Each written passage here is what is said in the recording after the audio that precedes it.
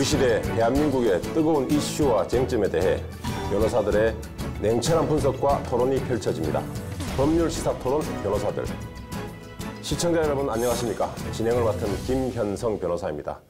오늘도 저와 함께 이슈를 분석하고 또 쟁점에 대해 토론해 주실 두 분 변호사를 모셨습니다. 먼저 인사 나누도록 하겠습니다. 자, 안녕하세요. 네, 안녕하세요.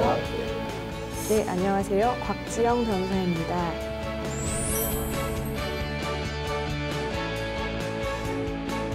네, 안녕하세요. 성승환 변호사입니다.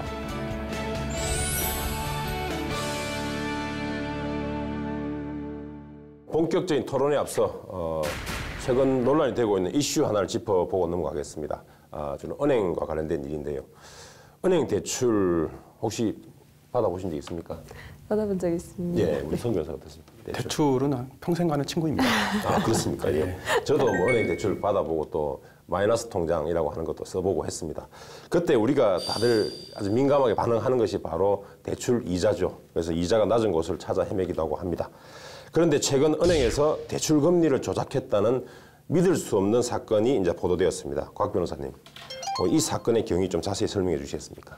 네, 현재 보도에 따르면 대출금리 조작으로 문제가 된 은행은 시티은행, 하나은행, 경남은행입니다. 네. 이 금융기관들이 금리를 조작해서 대출 이자를 더 받고 결과적으로 소비자들로부터 부당한 이득을 더 챙겼다는 소식입니다. 이 경우에 이제 소비자들의 소득을 아예 누락시켜 버리든지 아니면 담보를 제공했더라도 일부러 이런 담보 제공 사실을 빠뜨리고 가상금리를 중복으로 계산하는 것처럼 예. 금리를 의도적으로 높여서 산정을 했다고 합니다. 예.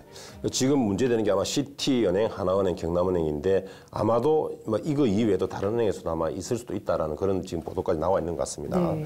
근데 여하튼 이 지금 부당하게 이자를 챙긴 요 은행 지금 3개로만 현재 보도되고 있는데 그 액수를 보면은 하나은행은 약 1억 5,800, 그다음에 시티은행은 1,100만 원, 그리고 경남은행은 25억 원에 달한다고 합니다. 예, 우리 소비자 입장에서 본다면 굉장히 큰 금액이죠. 그래서 금융위원회와 금융감독원은 이 피해를 가장 크게 입힌 요 경남은행에 대해서 어떤 형태로든 제재를 해야 되겠다라고 하고 있는 것도 있지만 또한 또 내규 위반이기 때문에 제재를 하는 것이 또 곤란하다라는 또 애매모호한 또 의견을 내놓기도 했습니다. 자, 성 변호사님, 이 사건을 두고 우리가 이제 법률가 입장에서 볼 때 어떤 처벌이 가능할까요? 처벌이 가능한지? 예. 그 형법 제347조의 2 컴퓨터 사용 사기죄로 한번 의율해 볼 수 있는 사안이라고 생각합니다. 예, 컴퓨터 사용 사기. 예, 고객의 그 소득이나 그다음에 담보에 관한 정보를 그 누락해서 그 정상 이자보다 초과 이자를 고객으로 수취했기 때문에 고객이 이러한 정보 입력에 관해서 충분히 인지하지 못하는 동안에 그런 그 초과 이자를 수취한 부분은 그 컴퓨터 사용 사기죄로 한번 그런 혐의가 있지 않을까 이렇게 생각합니다. 어쨌든 컴퓨터 사용했지만 어쨌든 소비자를 대상으로 사기를 쳤다 이 말씀이잖아요. 네, 맞습니다. 예, 좋습니다. 곽 변호사님 어떻습니까? 이거 어떻게 처벌하면 될까요? 네, 저도 기본적으로 성 변호사님께서 말씀하신 것처럼 컴퓨터 등 사용 사기죄로 처벌이 가능할 것으로 보입니다. 다만 이제 재산범죄 같은 경우에는 편취 금액에 따라서 가중처벌이 될 수 있습니다. 그래서 특정 경제범죄, 가중처벌 등에 관한 법률에 따르면 이득액이 5억 원 이상인 경우 50억 원 미만인 경우에 3년 이상의 유기징역에 처하도록 되어 있고요. 이득액이 50억 이상인 경우에는 무기 또는 5년 이상의 징역에 처하도록 되어 있습니다. 경남은행 같은 경우에는 이미 25억 원 상당의 편취 금액이라고 한다면 적어도 이제 특경가법에 따라 3년 이상의 유기징역형에 처할 수 있을 것으로 보입니다. 예, 좋습니다. 이렇게 형사처벌, 우리 해당 은행에 대해서 형사처벌이 가능하다는 말씀 두 분 의견 주셨고, 이거 외에도 혹시 이제 우리가 만약에 소비자 입장에서 은행에 대해서 이자를 조금 늦게 낸다 그러면 은행은 가차없이 하루하루 이자를 다 계산해서 받고 있죠. 그런데 우리가 만약 이런 사실 알지도 못하는 상태에서 이렇게 이런 일을 당했을 때 우리 소비자 입장에서는 어떻게 대응할 수 있을 것인지 그것도 좀 궁금합니다. 자, 어떨까요? 소비자 입장에서도 대응할 수 있는 방법 뭐가 있을까요? 아까 컴퓨터 등 사용 사기죄를 말씀드렸는데 거기서의 문제점은 고의적인 사기냐 이런 것이 좀 문제가 될 수 있는데 그거와 별도로 민사적으로는 이게 단순한 그 업무 착오일 수 있습니다. 단순한 업무 착오일지라도 그 은행들 입장에서는 고객으로부터 부당이득을 한 것이기 때문에 부당이득 반환 청구도 가능하고 예, 민사상 부당이득 청구 과실에 의한 뭐 손해를 입힌 거기 때문에 그 손해배상 청구도 가능하다 하겠습니다. 예. 다만 이제 고객들 개개인 입장에서는 몇만 원, 몇십만 원 정도밖에 손해가 아니기 때문에 그 개개인들이 직접 소송하기는 좀 힘들고 집단 소송의 형태로 이렇게 구제를 받아야 되지 않을까 그렇게 생각합니다. 기본적으로 부당이득 반환 청구나 불법 행위로 인한 손해배상 청구가 가능할 것으로 보이고요. 예. 이 행위를 했던 그 직원 개인뿐만 아니라 예. 사용자 책임이라는 것이 있습니다. 그렇죠. 그래서 이제 은행이 이제 사용자의 지위에 있을 텐데요. 그 담당 직원이 고의 또는 과실로 제3자한테 피해를 입혔을 때 사용자에 해당한 은행에서 적절한 관리 감독 의무를 제대로 하지 못한다면 은행도 연대해서 책임을 지라 이렇게 소송을 할 수 있을 것 같습니다. 그래서 당연히 이 사안에서는 은행의 책임도 인정이 될 것 같습니다. 예. 뭐 민사상 손해배상 부당이득 반환 청구를 함에 있어서 특히 이제 손해배상 청구할 때 그때 그 대상을 그 해당 직원 외에도 그 해당 직원이 속해 있는 은행, 그 회사죠, 그죠? 그 회사에 대해서도 책임을 물을 수 있을 것이다라고 말씀해 주셨습니다. 예, 지금 그 대출 이자, 대출 금리를 조작했다라고 지금 보도되고 있는 은행이 이 하나은행, 시티은행 그리고 경남은행인데요.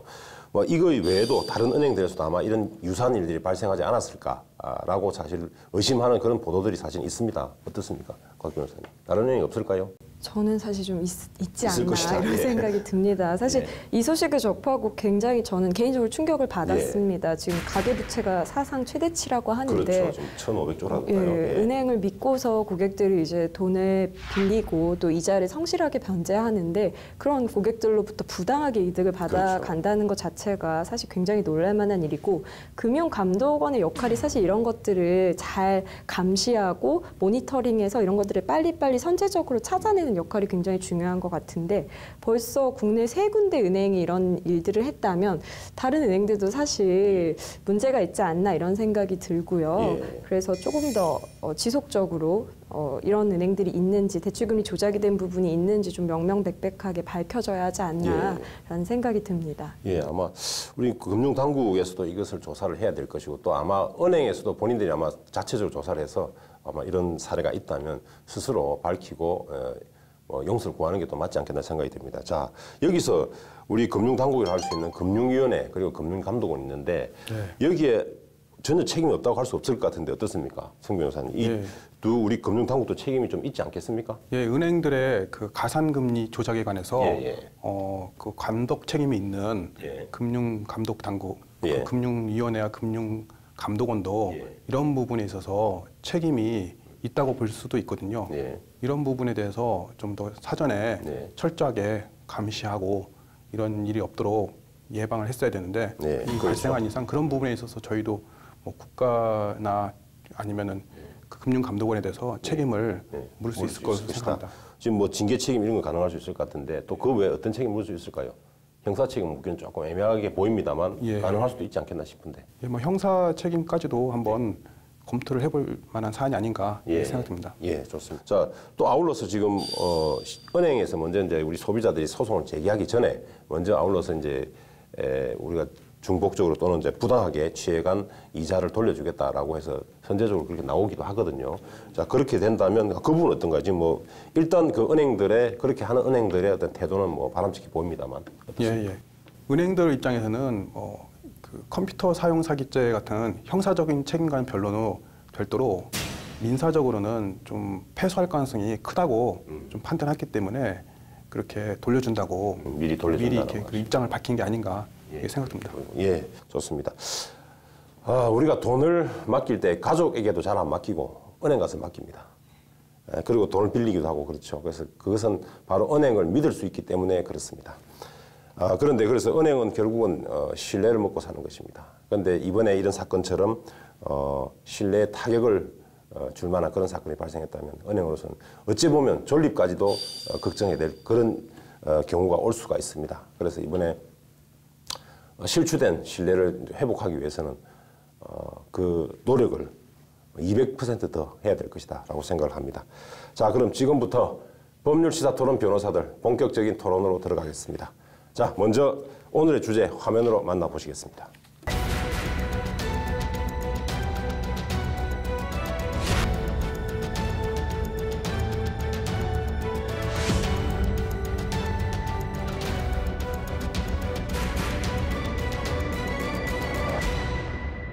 법률 시사토론 변호사들.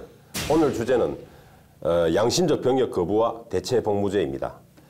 지난달 28일이죠. 헌법재판소가 양심적 병역 거부 사건에 대한 결정을 내렸습니다. 양심적 병역 거부는 그동안 굉장히 논란이 많이 있었습니다. 거기에 대해서 우리 헌재가 과거의 결정도 있었습니다만 이번에 새롭게 결정을, 과거와 다른 결정을 내려서 찬반 양론이 오히려 더 뜨겁게 달아오르고 있는 것 같습니다. 자, 그래서 두 분과 오늘은 양심적 병역 거부 그리고 대체 복무제에 대해서 말씀을 나누고자 합니다. 자, 그럼 이번에 문제가 된 헌법재판소 결정 어떤 내용인지 먼저 우리 성 변호사님께서 소개해 주시겠습니까? 예, 헌법재판소는 지난달 28일에 병역법 제88조 1항 1호가 양심적 병역 거부자들을 처벌 근거가 되어 있었습니다. 그 처벌 조항에 대해서는 4명의 재판관이 위헌 의견이고 4명이 합헌 의견이며 또 나머지 1명이 각하 의견을 제시해서 결과적으로 그 조항에 대해서는 합헌으로 결정났습니다. 반면에 병역의 종류를 규정하고 있는 병역법 제5조 1항에 대해서는 대체 복무제를 우리 법제상 이렇게 두고 있지 않은 그런 거에 대해서는 헌법 불합치 결정을 내리면서 2019년 12월 말까지 그 개정을 하도록 입법부로 하여금 촉구를 했고 개정이 안 될 경우에는 그 다음 해부터 그 무효로 된다고 이렇게 다수 의견이 결정을 내렸습니다. 예. 자, 헌재 결정 내용 말씀해 주셨는데 일단 처벌 조항이죠.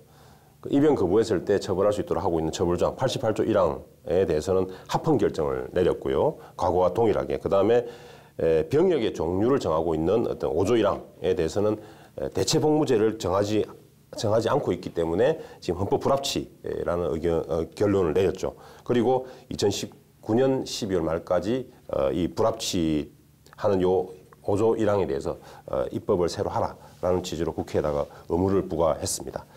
자, 이때 우리 5조 1항 결국은 그 병역의 종류를 정하고 있는 이 조항은 결국은 위헌이라는 뜻이겠죠. 위헌이기 때문에 당장 위헌으로 해서 무효로 선언을 한다면 만약에 병역의 종류가 없어지게 됩니다. 그래서 우선 2019년 말까지 입법을 하도록 하고 그다음에 당분간 계속 적용을 하도록 그렇게 지금 결정이 되어 있는 것이죠. 그때 그럼 결국은 왜 이 5조 1항이 위헌인가라고 할 때 그 위헌의 어떤 이유에서 결국은 과잉금지 원칙을 들고 있습니다. 그래서 우리가 국가가 국민에 대한 기본권을 제한할 때는 과잉금지 원칙에 따라서 제한하도록 되어 있는데 이때 과잉금지 원칙을 일반적으로 우리가 그 제한하고자 하는 기본권에 대해서 제한하는 법률이 있다면 그 법률은 그 어떤 목적에 제한의 목적에 정당성이 있어야 되고 그 다음에 수단이나 방법이 적절해야 되고 그 다음에 피해가 최소한 될 수 있도록 피해의 최소성을 지켜야 되고 또한 제한되는 이익과 그 다음에 우리가 보호하고자 하는 그 이익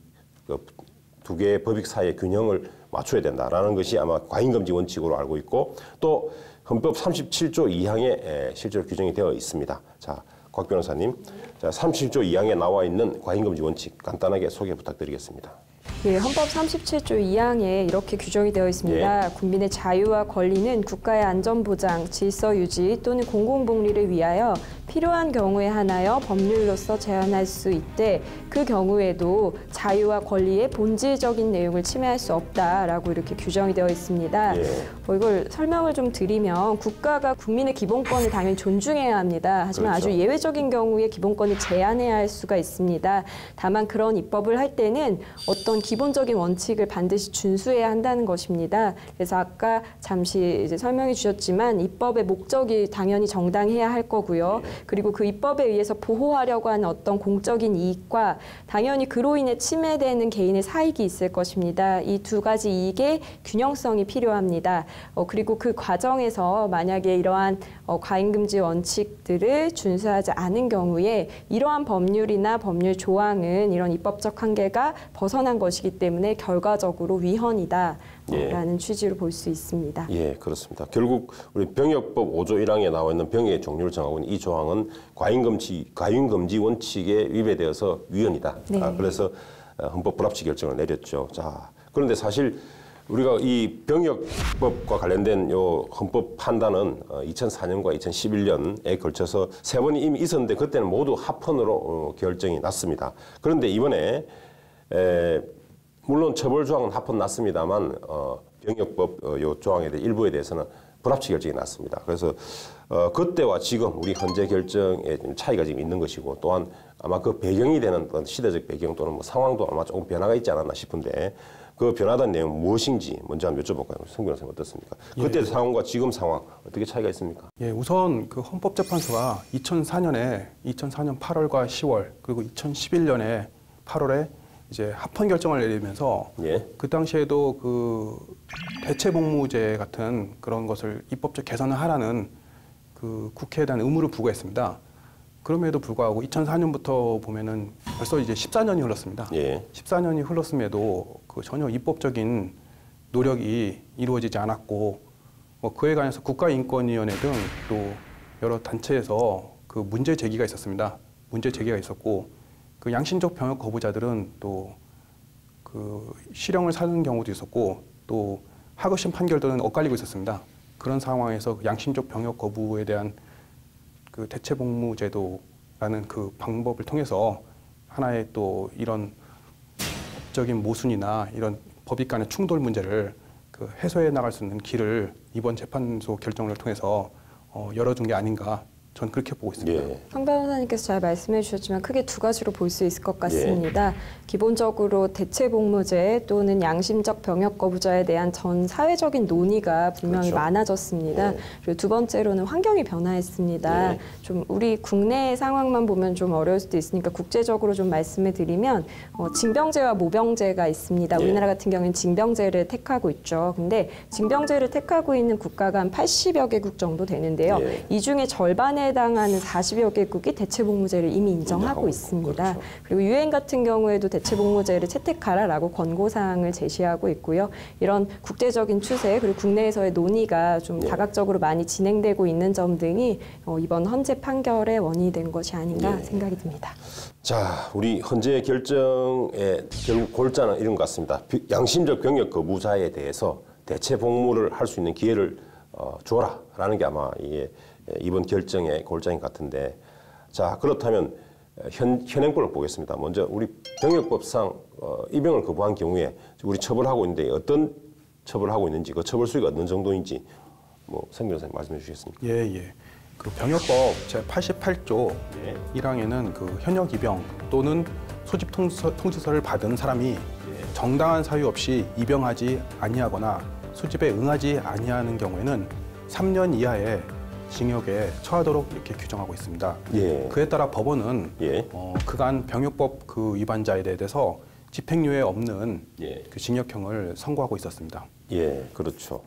그래서 통상 이제 제가 알고 있기로는 3년 이하의 징역에 처할 수 있도록 되어 있습니다만, 통상 우리 양심적 병역 거부자 또는 종교적 병역 거부자에 대해서는 1년 6개월을 실형을 선고해가지고 1년 6개월 동안 이제 감옥에서 살다 나오게끔 하고 있었습니다. 그게 아니고 일반적으로 병역을 기피하기 위해 가지고 어디 수술을 한다든지 해가지고 좀 사수를 써서 병역을 기피했던 사람에 대해서는 1년 6개월 선고하지 않고 오히려 10개월, 8개월 이렇게 더 적게 형량을 선고해 왔습니다. 그 이유는 1년 6개월 이상 선고를 받게 되면 징병이 되지 않는 것이죠. 그러나 그 이하로 이제 그 밑으로, 그 미만으로 선고를 받게 되면은 새로 재징집을 하게 됩니다. 그래서 10개월, 8개월 살고 난 이후에 다시 군대를 가도록 그렇게 했던 것이죠. 그래서 그동안 우리 이제 양심적 병역 거부자에 대해서는 통상 1년 6개월을 선고함으로써 다시 재징집이 되지 않도록 해왔던 것입니다. 자, 그렇다면 이렇게 양심적 병역 거부로 인해서 판결을 받거나 또는 이미 처벌받은 사람들이 많이 있을 텐데요. 그 수가 얼마나 되는지 곽 변호사님 무슨 통계가 있습니까? 예, 통계에 따르면 2013년부터 2017년 8월까지 5년 동안 종교 또는 기타 신념의 이유로 입영, 집총을 거부한 남성이 총 2,356명입니다. 이 중에 1,693명이 이미 실형을 확정받았습니다. 병역 거부자들이 아까 설명해 주셨지만 기소될 때 징역 1년 6개월 형을 받고 있습니다. 그리고 60년 동안 이 건으로 수감된 병역 거부자가 총 19,000여 명에 달하는 것으로 알려지고 있습니다. 좀 통계를 내서 본다면 최근 5년 동안 매년 한 500명 정도, 500명 정도? 실형을 살고 있는 것으로 보입니다. 자, 우리 헌재는 우리 결정을 내렸기 때문에 이제 우리는 대체 복무제를 어떻게 해야 할 것인지, 어떻게 이제 설계를 해야 될 것인지, 이게 이제 우리의 과제이기도 합니다. 자, 그렇다면 또 여기서 이런 문제가 생길 수 있을 것 같습니다. 자, 이게 과연 그렇다면 군대 군 복무와 그다음에 대체 복무제를 같은 어떤 무게로 볼 수 있을 것인지 이런 문제가 있을 것 같고요. 또한 아울러서 양심적 뭐 또는 종교적 어떤 자유를 본인이 지키기 위해서 국방의 의무를 이행하지 않겠다라는 의미로 볼 수도 있기 때문에 이런 양심의 자유, 종교의 자유와 그다음에 국방의 의무라는 헌법적 가치가 지금 서로 충돌하고 있는 것 같습니다. 그렇다면 우리 국방의 의무보다 양심의 자유 또는 종교의 자유가 더 우위에 있다고 볼 수 있는 것인지 또 이런 논란들이 많이 있는 것 같습니다. 자, 두 분 생각 어떻습니까? 자, 양심의 자유와 국방의 의무 어떤가요? 우리 박 변호사님부터.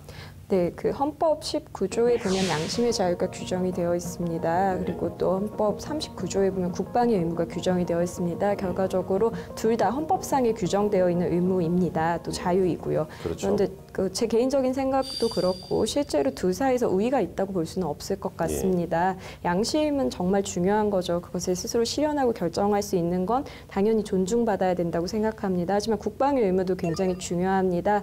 우리가 양심이나 종교의 자유를 실현할 수 있으려면 당연히 국가와 국민의 생명과 안전이 보장이 되어야 하기 때문입니다. 그래서 둘 중에 하나가 경시되어야 되고 하나가 더 우월하다라는 개념보다는 두 가지가 최대한 조화를 이루는 선에서 어떻게 구현될 수 있는지를 고민하는 게 맞지 않나 저는 이런 생각이 듭니다. 예, 저도 국방의 의무라고 하지만 사실 이제 안 보이고 국가 존립에 어떻게 보면 토대가 되는 그런 것이 바로 그 국방의 의무입니다. 그렇죠. 또 국방의 의무에 관해서는 모든 국민은 그 법률에 따라서 국방의 의무를 진다고 헌법에서 분명히 선언을 하고 있습니다. 그럼에도 이제 국방의 의무를 강조한다는 의미에서 양심적 병역 거부자들을 이제 1년 6개월에 징역형을 살게만 하는 이런 현행 그 법제도 시스템은 좀 문제가 있지 않는가. 그 예를 들어서 과잉금지 원칙 중에서도 보면은 목적의 정당성이나 방법의 적절성 이런 부분에서 그 위헌이 나지는 않습니다. 위헌이 나는 부분은 사실은 피해의 최소성 부분인데 보다 덜 제한적인 그 수단이 없는가 이런 부분에 대한 좀 그 검토가 있어야 되는데 그런 부분이 없었기 때문에 그 부분 때문에 이제 그 헌법 불합치 결정을 난 걸로 알고 있습니다. 그래서 그 병역법 제5조 1항에 그 제도 개선을 통해서 그 양심적 병역 거부자들이 그런 징역형을 그 살아야만 하는 그런 그 문제점은 좀 해소될 수 있어야 되지 않을까 그렇게 생각합니다. 예. 국방의 의무는 국가의 존립을 담보하는 결국 안보죠. 안보와 연결되어 있는 굉장히 중요한 의무이고 헌법적 가치입니다. 그러나 또 양심의 자유와 종교의 자유 역시 헌법에서 보장하고 있는 아주 중요한 정신적 자유에 해당됩니다. 그래서 이 둘 다 아주 중요한 헌법적 가치입니다. 근데 이렇게 헌법적 가치가 서로 충돌할 때 우리가 해결 방법으로 뭐 어느 것이 더 우위에 있다 해가지고 하나를 우선시키고 또 하나는 무시하는 이런 식의 어떤 헌법 가치 충돌을 해결을 하지 않고 우리가 조화적으로 양자를 둘 다 살릴 수 있는 방안이 무엇인가를 우리가 고민해야 할 것입니다. 그 중에 하나가 바로 제3의 대안을 제시하는 것이죠. 그래서 국방의 의무를 다른 방법으로 이행을 하고 그러면서 양심의 자유도 지킬 수 있는 그런 방안, 그것이 바로 대체복무제가 아닌가 생각을 합니다. 자, 그렇다면 우리 헌법재판소가 이번에 대체복무제를 인정해야 된다는 취지로 결정을 내렸습니다. 그래서 요 부분에 관한 한 헌법 불합치 결정을 내렸습니다. 자, 그렇다면 어찌됐든 위헌 결정이 났는데 자, 그렇다면 우리 현재 이 결정 이후에 현재 수감 중이거나 재판 중인 사람들에 대해서는 어떤 효과를 미치게 되는지 한번 말씀을 나눠보겠습니다. 자, 우선 뭐 처벌받고 수감해서 지금 현재 수감 생활을 하고 있는 분들에 대해서는 크게 지금 어떤 변화가 있을지 그거부터 먼저 한번 여쭤볼까요? 어떤가요? 네, 일각에서는 그럴 경우에 형 집행 정지나 뭐 가석방 이렇게 해줘야 된다는 그런 주장도 있고 그런 또 일부의 언론 보도도 봤습니다. 하지만 이미 현행 법에 의해서 확정 판결을 받아서 집행되고 있는 거기 때문에 그럴 경우에 그런 식으로 해결한다면 조금 그 또한 형평성의 문제가 제기될 것으로 알고 있습니다. 또한 그 헌법재판소법 47조 2항 단서가 개정돼서 그 최종의 그 합헌 결정이 있으면 그 합헌 결정 이후에 재심이 가능하다고 되어 있습니다. 하지만 이번에 병역법 제88조 1항 1호에 대해서는 합헌 결정이 났기 때문에 처벌의 근거가 된 조항이 위헌 무효가 돼서 재심을 청구하거나 뭐 그럴 수 있는 사안도 이번은 아니라고 생각합니다. 그렇기 때문에 이미 이제 수감 생활하는 분들이나 이미 수감 생활 마친 분들에 있어서는 뭐 큰 차이는 없을 거로 저는 생각합니다. 지금 재판이 진행 중인 사건이 한 900여 개 정도 예. 된다는 것으로 알려져 있습니다. 근데 일반적인 예측으로는 아마 선고를 좀 미룰 것이다라는 예. 예측이 지배적이기는 한데 예. 이게 뭐 반드시 구속력이 있는 건 아니라서 그렇죠. 사실 하급심에서 유무죄 판단이 나뉠 가능성도 전적으로 배제할 수는 없을 것 같습니다. 그리고 또 하나 지금 대법원에서 예. 이런 병역법, 예비군법 위반으로 전원합의체 판결이 뭐 한 8월 이후에 또 날 것으로 아마 보입니다. 그래서 적어도 이 대법원의 판단을 또 예. 아마 하급심 판단에서 좀 기다리지 않을까 이런 관측이 우세합니다. 예, 그렇습니다. 우리 불합치 결정이 났다고 해가지고 일선 법원에서 재판을 바로 중단을 하거나 또는 정지하거나 또는 미루거나 뭐 하도록 되어 있지는 않습니다. 그래서 재판부의 어떤 판단에 따라서 재판을 조금 더 지연시킬 수 있거나 그럴 수는 있다고 생각합니다. 그래서 근데 다만 이제 우리 대법원에서 말씀해 주신 대로 지금 판결을 또 앞두고 있지 않습니까? 그래서 전원합의체 판결의 내용에 따라서 아마 그때 일정 지침이 나오게 된다면 이제 메시지가 나오겠죠. 그럼 거기에 맞추어서 우리 하급심에서 유무죄 판단을 하지 않을까라고 이제 저희가 예측해 볼 수 있을 것 같습니다.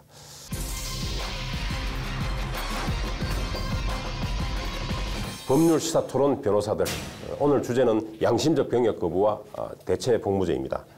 우리 현재 결정에 따라서 병역의 종류를 정하고 있는 병역법 제5조를 지금 개정을 해야 됩니다.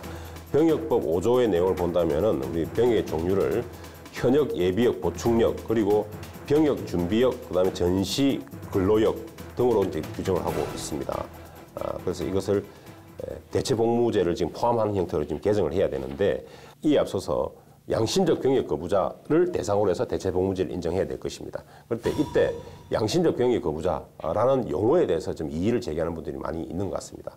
먼저 예컨대 이런 게 있습니다. 양심적 병역 거부자, 그렇다면 이미 군대 생활을 하고 온 사람들은 비양심적인 사람이란 뜻이냐, 뭐 이런 얘기도 있고요. 그다음 또한 양심적 병역 거부자가 대부분 종교적인 어떤 특정 종교를 이유로 집총을 거부하고 있기 때문에 이 종교에 대한 특혜를 주는 것이 아니냐라는 그런 얘기도 있습니다. 그렇다면 우리가 여기서 얘기하는 양심적 병역 거부에서의 양심의 의미가 무엇인지 한번 살펴봐야 되는데 어떻습니까? 우리 헌법재판소에서 이 양심에 대해서 좀 뭐라고 설치하고 있죠? 뭐라고 하고 있습니까? 과거부터 헌재는 양심에 대해서 이야기를 할 때 그렇게 행동하지 않으면 존재 자체가 허물어지는 마음의 소리라고 그렇죠. 규정을 했습니다. 그래서 이번에 양심적 병역 거부에 대한 판단을 하면서도 혹시 있을지 모르는 일각에서의 오해를 해소하기 위해서 이런 결정문이 있습니다. 예. 양심적 병역 거부는 양심에 따른 병역 거부를 가리키는 것일 뿐 병역 거부 자체가 도덕적이다 또는 정당하다는 의미가 아니다. 따라서 양심적 병역 거부라는 용어를 사용한다고 해서 병역 의무를 이행한다는 것이 비양심적이 된다거나 또는 이런 열심히 이행하는 병역 의무자들이 그런 이행이 국민을 숭고한 의무라고 대부분 생각하지 않습니까? 그렇죠. 이런 국민들이 절대 비양심적이 되는 것은 아니다라고 이렇게 실제로 구체적으로 설치까지 했습니다. 그렇습니다. 이게 우리가 이때 양심적 병역 거부에서 양심이라고 하는 것 또는 양심의 자유라고 할 때 양심이라고 하는 것은 법률적 개념이죠. 그래서 말씀해 주신 대로 그렇게 행동하지 않으면 존재 자체가 본인의 존재죠. 존재 자체가 허물어질 것 같은 그런 마음의 소리가 바로 양심이라는 것이고요. 그다음에 그게 아니고 우리가 일반적으로 말하는 양심이라는 것은 선한 행위에 대한 의지라든지 이런 겁니다. 그 선악과 관련된 부분이라서 양심적이다 하면 또 선하고 비양심적이면 또 악하고 이렇게 보통 이분법적으로 우리가 접근할 수 있는데 그런 뜻이 아니다라고 헌재에서 밝히고 있습니다. 자, 그렇다면 성 변호사님, 우리 양심의 자유를 이유로 지금 병역 거부를 한다고 하고 있는데 실제로 많은 수가 이 거부자의 많은 수가 99% 넘는 수가 제가 알기로는 종교적인 이유로 병역 거부하고 있다고 보는데 그렇다면 이게 조금 잘못된 거 아닌가 싶은데 어떤가요? 네, 맞습니다. 저희가 실제 그 사례를 봐도 예. 거의 99.2% 3%가 그 특정 종교의 예. 그 신도들이 그 지금 양심적 병역 거부를 주장해서 그 징역형을 살고 있는 걸로 알고 있습니다. 예. 그래서 사실 이제 어떻게 보면 양심의 자유를 주장하고 이렇게 헌법재판도 청구하고 있지만 실질적으로 보면 종교의 자유가 예. 거의 뭐 대부분이라고 해도 과언이 아닐 것 같습니다. 예. 근데 이번에 대체 복무제 같은 게 도입되면은 지금까지는 그 실형을 사는 것을 감수하면서도 양심적 병역 거부를 했던 사람이기 때문에 사실 종교에 속한 사람들이 많이 있었는데 예. 이번에 대체 복무제가 도입되면은 상당수의 인원들이 종교가 아닌 양심을 주장하면서 예. 또 대체복무제를 희망할 수가 있습니다.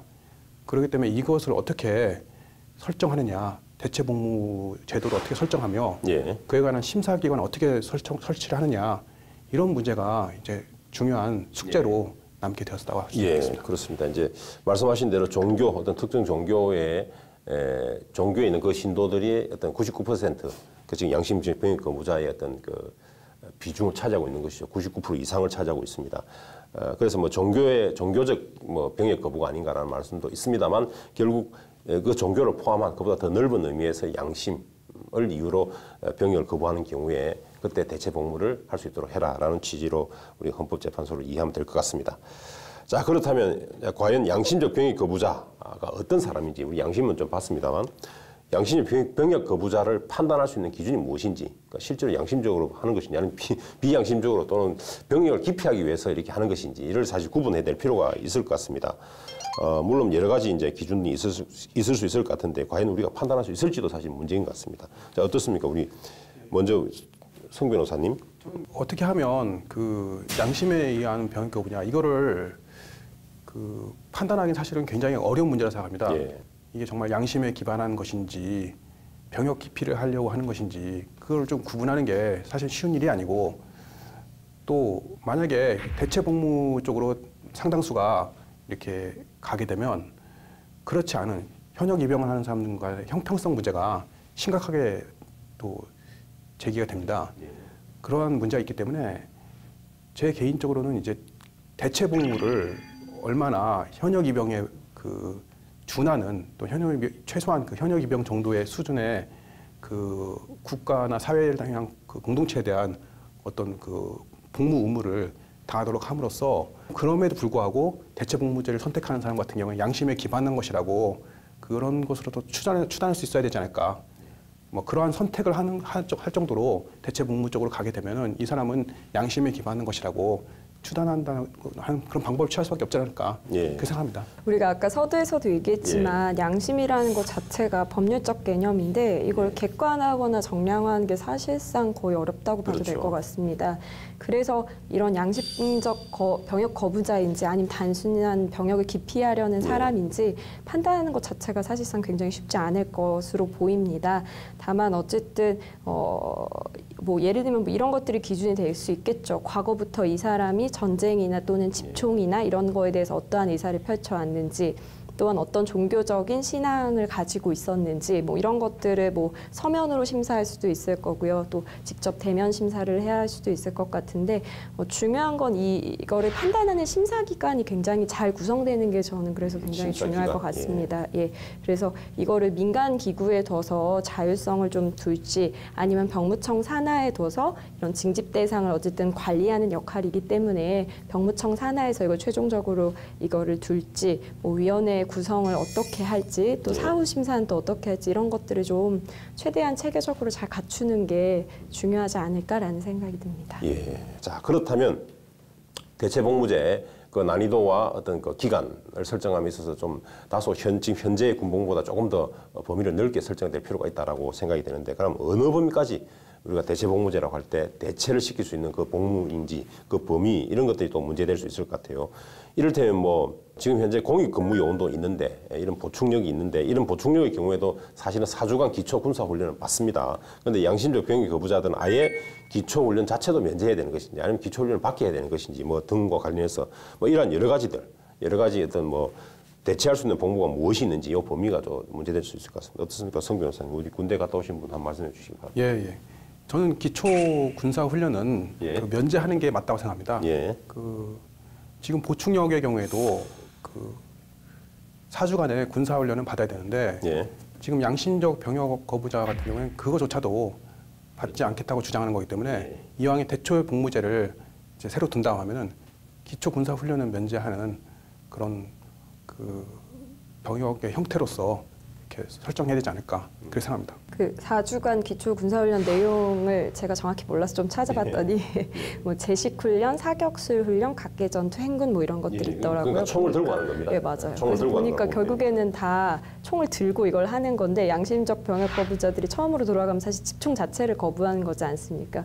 근데 만약에 대체 복무 자체는 허용하면서 4주 동안 기초 군사훈련을 받아라라고 하면 집총을 거부해서 양심적 병역 거부를 하겠다는 그 취지 자체가 사실 무색해지는 거기 때문에 4주간의 기초 군사훈련도 저는 면제되는 게 맞다고 생각이 들고요. 다만 형평성의 문제는 늘 중요한 것이기 때문에 4주 동안 기초 군사훈련을 받지 않는 대신에 이 기간만큼 뭐 또 다른 뭐 대체 복무, 대체될 수 있는 뭔가를 충분히 할 수 있도록 하면서 형평성에 어긋나지 않도록 제도를 마련할 필요는 있을 것 같습니다. 예. 자, 말씀하신 대로 우리 대체 복무제를 이제 설계하고 설정함에 있어서 무엇보다 중요한 것은 현역 입영해서 또 실제로 군대 생활을 하고 있는 사람들과 형평성 면에서 어떤 형태도 한쪽에 기울지 않도록 이렇게 설계를 잘 해야 될 것 같은데, 자, 우선 기간을 한번 볼까요? 기간을 갖다가 현역병과 동일하게 할 것인지의 문제가 있고요. 그다음에 또 뭐 기간과 관계없이 지금 군대 생활 보통 영내 생활을 하고 있는데 지금 뭐 공익근무 요원 이런 것처럼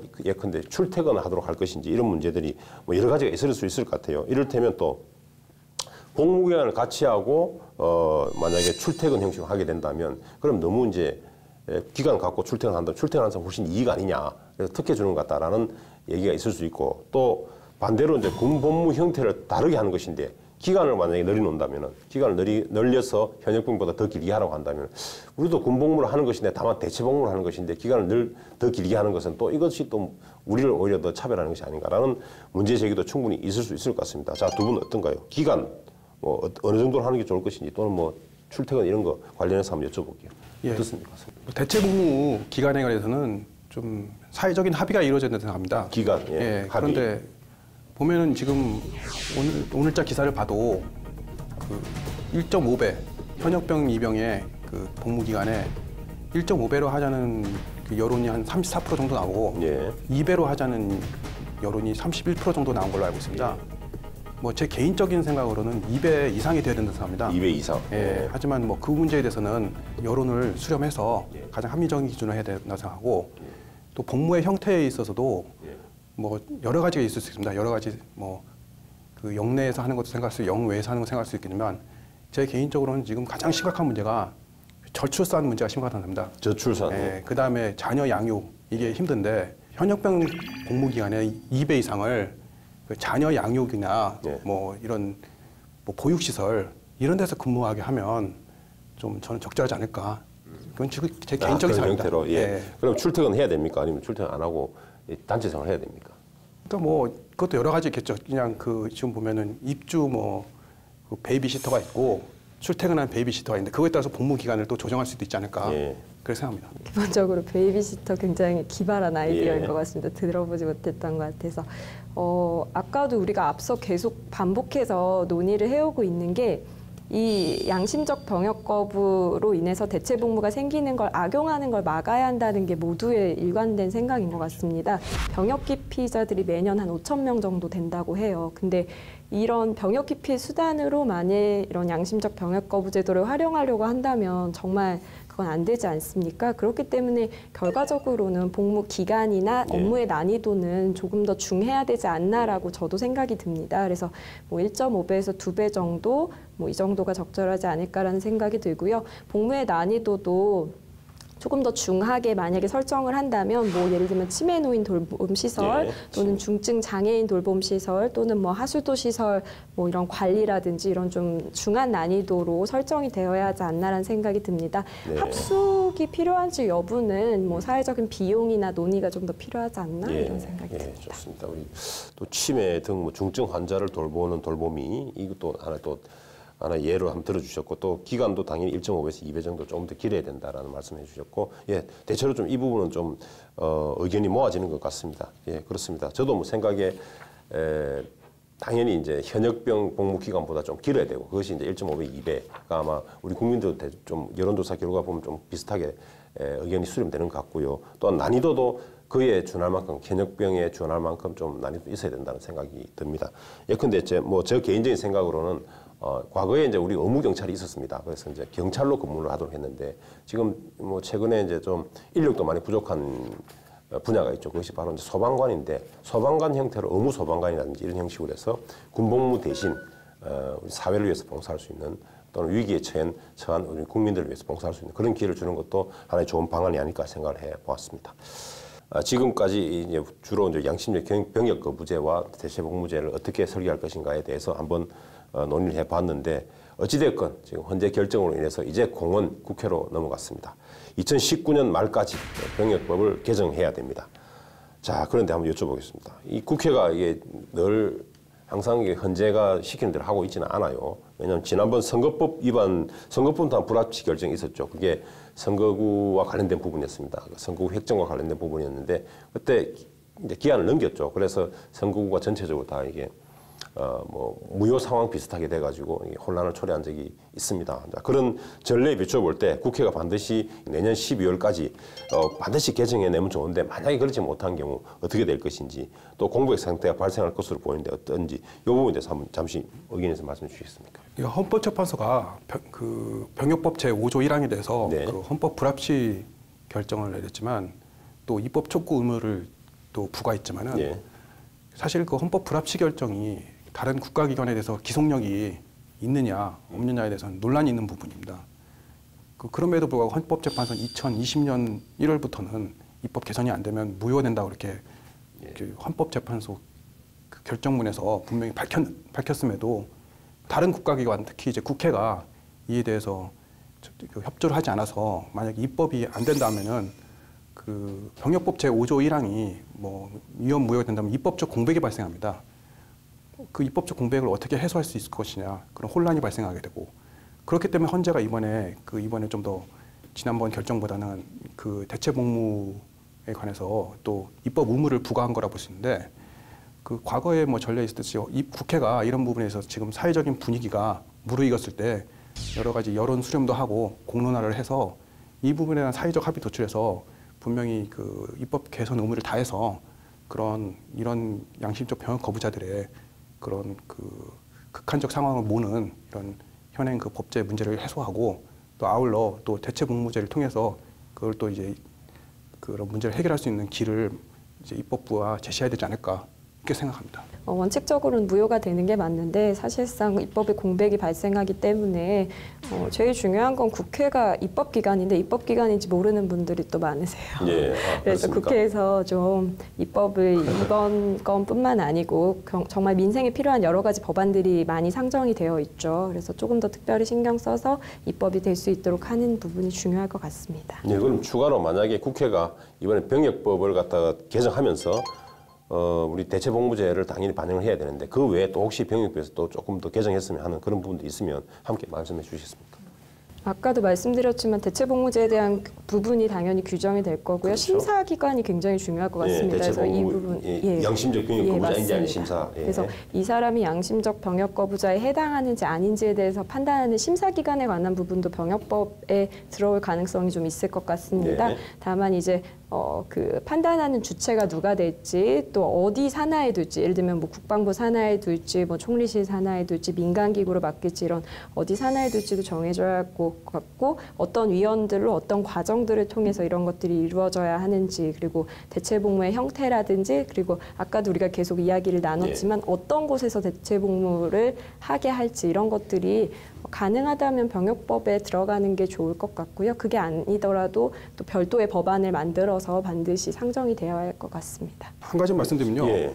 그 지난번 그 국민투표법에 대해서 2014년 7월 24일에 헌법재판소 헌법 불합치 결정을 내면서 예. 그 다음엔 2015년 12월 말까지 그 입법 개선을 촉구했습니다. 예. 근데 그 국민투표법에 아직도 개정이 안 됐습니다. 예. 그 개정이 안 돼서 지난번 그 대통령이 발의한 헌법 개헌안도 뭐 국회에서 아예 그 본회의에서 심사도 못하는 이런 그런 문제가 발생했는데 사실 1년 6개월이 안 남은 기간이 사실 금방 지나갑니다. 국회에서 이거 뭐 이런 문제의 심각성을 깨닫고 또 관련자들이 지금 재판이나 또 수사가 지금 그 사실상 중지되는 그런 그 식으로 실무가 운영될 가능성이 큰데 그런 여러 가지 문제 있지 않습니까? 또 지금 병역 그 의무를 이제 앞두고 있는 사람들이 대체 복무제를 기대하고 병역을 미룰 수가 있거든요. 예. 내년 말까지. 그렇죠. 그런 분들이 어떻게 이 기준을 가지고 이렇게 그 병역의 의무를 다할 것이냐에 대해서 기준을 빨리 설정해 줘야 되니까 그런 점에서 국회가 서둘러서 지금이라도 또 논의를 해서 빨리 그 법안을 이제 개정을 해야 되지 않을까 생각합니다. 예, 맞습니다. 국회가 이제 헌법재판소 부관 그 입법 개선 의무를 지금 다 해야 된다는 취지 두 분은 다 말씀해 주셨고, 그래서 이것은 또 다른 또 우리 뭐 국민투표법과 또 달리 바로 우리 국민들 개개인 또는 청년들 개개인에 대해서 다 지금 영향을 미치고 있는 그런 법입니다. 그래서 이것은 절대 기한을 놓치지 않고 국회가 반드시 병역법 개정을 해주시기를 여기서 다시 한번 간곡히 부탁을 드리겠습니다. 자, 그럼 지금까지 우리가 양심적 병역 거부 그리고 대체 복무제에 대해서 말씀을 나눠봤는데요. 자, 마지막 한마디를 두 분께 한번 부탁드리겠습니다. 자, 뭐 한 줄 멘트 형식으로 해도 좋고, 자, 마지막 이슈 정리 한번 부탁드리겠습니다. 먼저 성 변호사님. 예, 전국시대 그 제자백가 중에 그 예. 법가 사상가로 유명한 한비자가 있습니다. 예. 그 한비자가 책을 보면은 그 천리를 달리는 그 왕량이라는 마부가 있었습니다. 예. 그런 마부가 있었는데 그런 마부가 없더라도 예. 그 50미씩 달리는 그 마부를 20명을 통해서 예. 그 파발 제도를 통해서 그런 천리 달리는 그런 사람이 없더라도 이런 문제를 해결할 수 있다고 생각했습니다. 예. 그 어떤 그 도덕성 같은 데 의존하는 것은 그건 들쭉날쭉하기 때문에 예. 뭐 좀 그런 사람을 기대하는 것 자체가 힘들 수 있습니다. 예. 또 뭐 양심 자체도 사실은 예. 그거를 판단하는 것도 사실은 굉장히 어려운 일이고 이럴 경우에는 대체 복무제라는 것을 그 현역 입영에 뭐 준하는 뭐 그 이상의 대체 복무제를 설정함으로써 이런 걸 선택하는 분들이 양심에 의한 것이라고 예. 이렇게 충분하게 추단할 수 있는 그런 어떤 제도의 시스템을 통해서 이런 어려운 문제를 해결하는 게 필요하지 않을까 그렇게 생각합니다. 예, 예, 좋습니다. 예, 어떻습니까? 곽 변호사님 마지막 한마디 부탁드리겠습니다. 고민을 해봤는데 네. 이렇게 하면 어떨까요? 국방력은 어디로부터 나오는가 네. 이렇게 좀 생각을 해봤습니다. 우리나라가 사실 남북이 대치 상황입니다. 그래서 그 전 세계적으로 보더라도 이런 극한의 군사적 대립 관계에 있는 나라가 사실은 많지 않습니다. 그렇기 때문에 이 양심적 병역 거부자에 대한 논란이 다른 나라보다 더 굉장히 활발하게 이루어지고 있고 또 그만큼 민감한 것 같습니다. 근데 또 이런 생각을 해봤어요. 과연 사실 이 징병이 돼서 가는 청년들이 굉장히 꽃다운 나이에 가지 않습니까? 예. 20대 초중반의 나이에 가는데 그들이 군대에서 정말 성실하게 2년을 복무하고 또 양심적 병역 거부자들도 대체 복무를 분명히 성실하게 하게 되겠죠. 근데 과연 우리나라 국가 시스템은 어떻게 잘 정비되어 있는가도 좀 점검을 해봐야 되지 않을까 싶습니다. 예전처럼 사람 대 사람이 싸우는 시기는 아니지 않나 생각이 듭니다. 이제는 좀 최첨단의 기술을 통해서 국방력을 강화시키는 것도 굉장히 중요할 것 같고요. 또 군대 내 방산비리 문제도 어마어마하지 않습니까? 적어도 우리 청년들이 열심히 대체 복무 또는 군복무를 통해서 국방의 의무를 다한다면 국가 역시 이런 부름에 답해서 국방력을 강화시키기 위한 최적의 조건들을 잘 설정하고 또 이런 방산비리 문제들도 확실하게 해결하고 이런 것들이 중요하지 않을까 생각이 들었습니다. 다방면에서 이제 우리 국방과 관련된 말씀을 해주셨습니다. 지금 우리 사회 분위기가 전체적으로 양심적 병역 거부를 인정하고 또 그래서 대체 복무제를 반드시 마련해야 된다라는 분위기가 있습니다. 자, 이에 우리 헌법재판소도 확인을 했고요. 그래서 우려되는 점은 이러한 분위기에 편성해서 병역 기피자 또는 그렇게 기피하려고 하는 그런 사람들이 많이 나타나지 않을까 그것이 우려되고 그로 인해서 그것이 국방력의 어떤 약화 또는 안보에 구멍이 생기지 않을까 그게 또 걱정이 되기도 합니다. 실제로 그 나라 국민으로서 어떤 권리를 다 누리기 위해서는 또 주어져 있는 의무를 또 다하는 것이 매우 중요하다고 생각합니다. 그래서 뭐 한편으로는 우리 군대 생활 또는 복무를 하신 분들에 대해서 또 그만한 혜택을 준다면 또 누구나 앞서서 먼저 군대를 가겠다라는 사람도 나타나지 않을까 생각을 합니다. 그래서 우리 전체적인 분위기, 대체 복무의 분위기가 굉장히 무르익었습니다. 그래서 반드시 대체 복무제는 마련해야 됩니다. 그러나 반드시 또 잊지 말아야 할 것은 이에 편성한 병역 기피자 이 부분도 잊지 말아야 할 것이고 그래서 아울러서 우리 국회에서는 둘 다 살릴 수 있는 그런 방안, 조화로운 방안을 아주 중지를 모아서 제대로 마련해 주시기를 여기서 바라겠습니다. 자, 이상으로 두 분과 지금까지 우리 양심적 병역 거부와 그리고 대체 복무제에서 말씀을 나누어 보았습니다. 자, 지금까지 열심히 분석해 주시고 또 토론해 주신 두 분께 감사드리면서 오늘 여기서 마치도록 하겠습니다. 자, 감사합니다. 네, 감사합니다. 고맙습니다.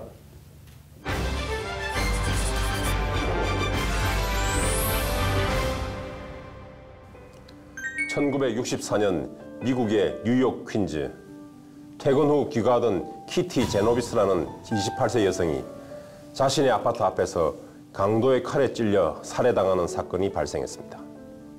이 사건에서 강도는 처음에 칼에 찔린 여성이 소리 지르고 달아나자 주춤하고 도망치려 했습니다. 그런데 주위에 아무런 반응이 없자 다시 돌아와 피해 여성을 수차례 더 칼로 찔러 살인을 저지르게 되죠. 그런데 이 사건의 조사 결과 사건 발생 당시 피해 여성은 무려 35분 동안 도망다니며 비명을 질렀고 심지어 그 장면을 목격한 사람이 38명이나 있었지만 어느 한 사람도 신고하지 않았다는 사실이 충격을 주었습니다. 추후 조사 결과 실제 목격자는 38명이 아닌 12명으로 밝혀졌지만 그래도 그 긴 시간 동안 내가 아닌 누군가 신고하겠지 하는 생각에 아무도 신고하지 않았다는 사실은 요즘 말로 이게 실화인가? 라는 물음과 함께 인간 본성에 대해 한 번쯤 생각해 보게 합니다. 방관자 효과. 위급한 상황에서 구경하는 사람이 많을수록 어려움에 처한 사람이 도움을 받을 확률이 훨씬 떨어진다는 심리학 용어인데요. 목격자가 많을수록 도와줄 사람이 많을 것 같은데 오히려 책임이 분산되어 한 사람 한 사람은 책임을 적게 느끼게 되고 결국 아무도 도와주지 않게 된다는 슬픈 결론입니다. 방관자 효과처럼 이상한 현상이 왜 발생하는 것일까요? 이것은 남들과 같이 행동하려는 일종의 동조 현상 때문이라고 합니다.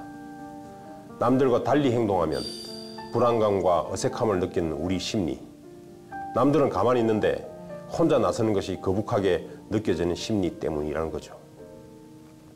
이렇게 불확실한 상황에서 사람들은 타인의 눈치만 살피다가 결국 방관으로 이어진다는 것입니다.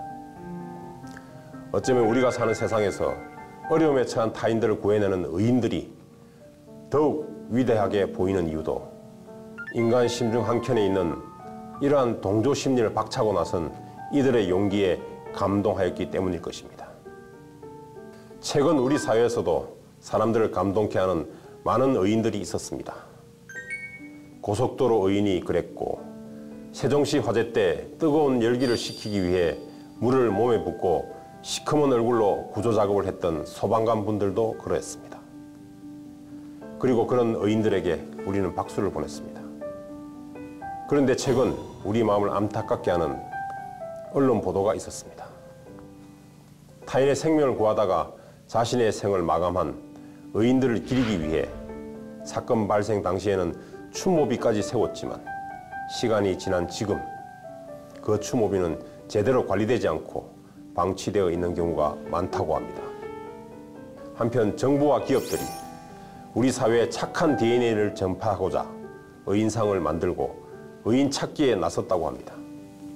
이처럼 우리 사회에 방관자 DNA가 광범위하게 퍼져 있음을 알 수 있고 또 이미 알려진 의인들을 기억하는 일도 결코 쉽지 않은 소위 방관자 시대를 살고 있습니다. 그러나 우리는 누구라도 방관자들 사이에서 타인의 도움이 절실히 필요한 위급한 상황에 처해질 수 있습니다. 이때 우리는 방관자 중에서 의인이 나타나기를 기다리기보다 스스로 방관자 효과를 차단해야 할 것입니다. 즉, 방관자 중 어느 한 사람을 지정하여 구체적으로 도움을 청해야 한다는 것입니다. 또 내가 방관자로 있는 위급한 상황에서 절실히 도움을 청하고 있는 사람이 바로 내 부모, 내 가족일 수도 있습니다. 이제 더 이상 방관자여서는 안 될 것입니다. 우리는 스스로 방관자 DNA를 극복하고 동조심리 이면에 잠자고 있는 이타심을 깨워야 합니다. 그리하여 더 이상 방관자 효과가 지배하지 않는 사회, 의인들이 너무 넘쳐나서 더 이상 의인들을 기억하지 않아도 되는 사회, 이른바 의인 시대를 상상해 봅니다. 법률 시사토론 변호사들, 오늘 준비한 시간은 여기까지입니다. 저희는 다음 주에도 우리 시대 대한민국의 가장 뜨거운 이슈와 함께 냉철한 이성의 소유자 변호사들과 함께 다시 돌아오겠습니다. 대단히 감사합니다.